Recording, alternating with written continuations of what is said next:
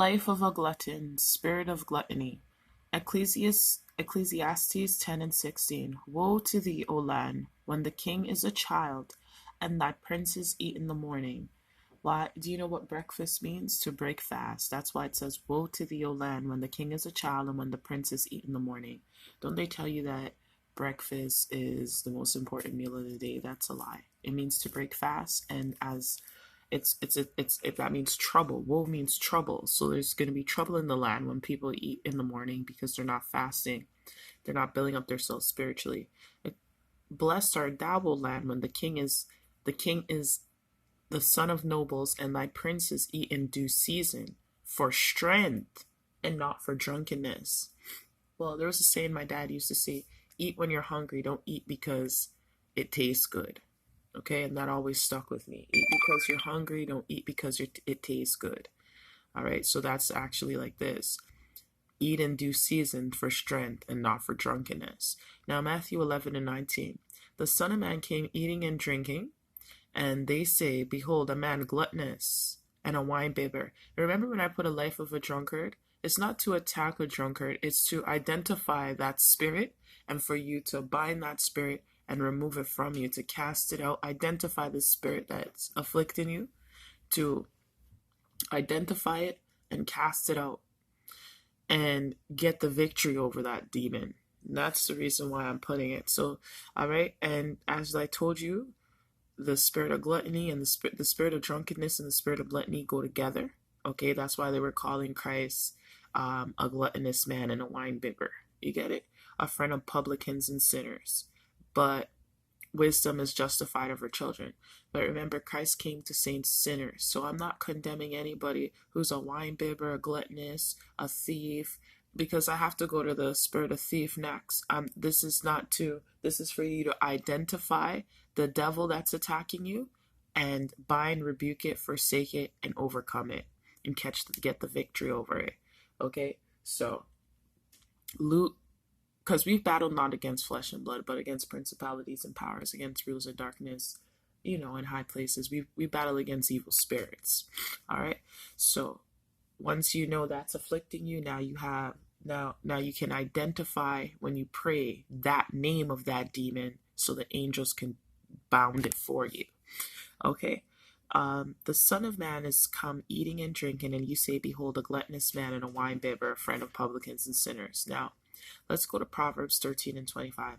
The righteous eats to the satisfying of his soul, but the belly of the wicked shall want. Okay. Proverbs 20 and 27. The spirit of man is the candle of the Lord, searching all the inward parts of the belly. Philippians 3 and 19. Whose end is destruction, whose God is their belly. This is people who don't fast and people who are glutton, who just care about food, right? Whose God is their belly, and whose glory is in their shame, who mind earthly things. Now, let's go to Jeremiah 2 and 25.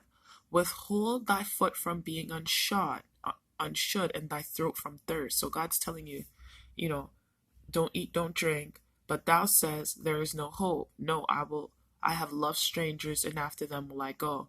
So don't eat, don't drink, and then you'll know him. You get me? Be fasted and praying because he's a spirit. So you have to worship him in the spirit. Right? God is a spirit, and they that worship him must worship him in spirit and truth. Right? You know not that ye are the temple of God, and that the Spirit of God dwells in you.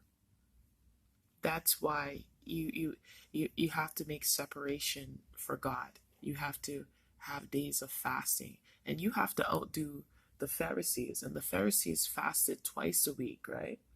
So you're gonna have to be fasting more than twice a week to outdo the Pharisees, right? The deeds of the Pharisees. Right? If any man defile the temple of God, him shall God destroy. For the temple of God is holy, which temple ye are. Right? So you're not supposed to be fat. You're not supposed to overeat. All right? You're the temple of God. You're supposed to make time for God. And that's why it tells you in Philippians, whose God is their belly. because God is a spirit, so you have to fast and pray to have the real God, right?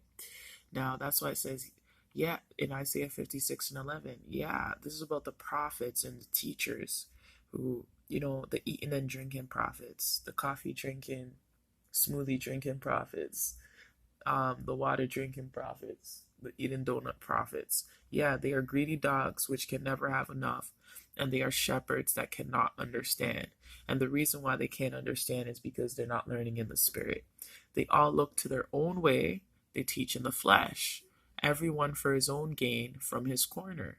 They're all making up these camps and, establishments of teaching when God didn't ordain them and God hasn't taught them, desiring to be teachers when they need to be taught themselves.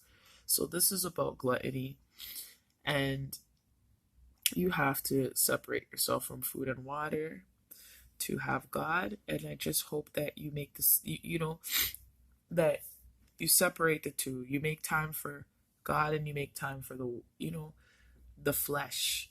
Don't, your spirit is stronger than your flesh. So the more time you spend in the spirit, you're going to overpower your fleshly desires. All right. So that's why I encourage people all the time to fast more. The more you fast, the more you're not even going to want to eat or drink. Your body's going to become so strong. Your spirit is going to become so strong that it dominates your flesh. But now, because you live so much in the flesh, your flesh is dominating your spirit.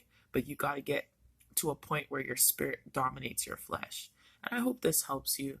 And this is not to discourage, but only to help. All praises to the Most High. Let the Most High keep and bless all you people. Amen.